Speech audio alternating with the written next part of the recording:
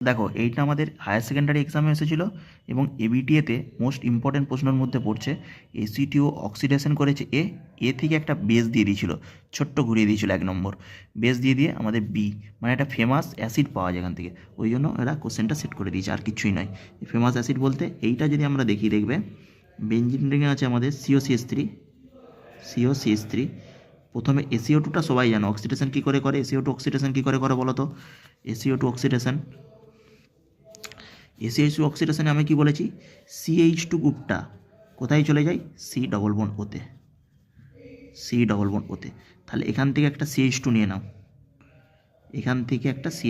নাও, নিয়ে এটাকে C double bond ওতে করে দাও। এখানে একটা মনে করো CH2, তাহলে একটা হাইড্রোজেন থাকছে, হাইড্রোজেনটা আমি লিখে দিয়েছি, ঠিক আছে। তাহলে আমাদের কী হলো, C ডবল বন্ড ও H। এবার এখানে যদি আমি বেস দিয়ে দিই, যে কোনো বেস দিয়ে দেয়, NaOH দেয়, যেখানে তুমি OH মাইনাসটা দেখতে পাবে, OH মাইনাস দেখতে পাবে, তার মানে এখানে ডিরেক্ট অ্যাটাক করিয়ে দিবে, এই বন্ডটা খুলে দিবে। খুলে তৈরি হয়, দেখো আমি একবারে লিখে দিচ্ছি, এটা প্রোডাক্টটা CH কার্বন, সেখানে আমাদের হয়ে যায় CH কার্বন, এটাতে এখানে হয়ে যায় আমাদের OH গ্রুপটা, আবার হয়ে যায় COOH গ্রুপ। এই OH মাইনাস যখন করলে এটা কী হলো, ও নেগেটিভ হলো, এই ও নেগেটিভটা হলো, C ডবল ও নেগেটিভ আসলো, তারপরে OH মাইনাসের পরে কী দিয়ে আছে এখানে বলো তো, ওই জন্য H+টা দিয়ে আছে, মানে অ্যাসিডে ফাইনালি প্রোডাক্ট হচ্ছে অ্যাসিড। এইটার নাম কি জানো, এটা ফেমাস একটা অ্যাসিড, যাকে বলা হচ্ছে ম্যান্ডেলিক অ্যাসিড।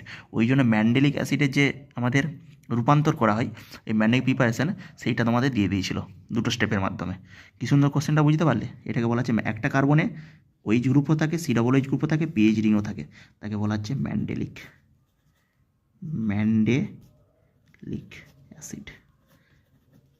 একদম মোস্ট ইম্পর্টেন্ট, এর মধ্যে থেকে সব কোশ্চেন আসবে সমস্ত, বিজয়ী ফেই একদম এবিটিএ।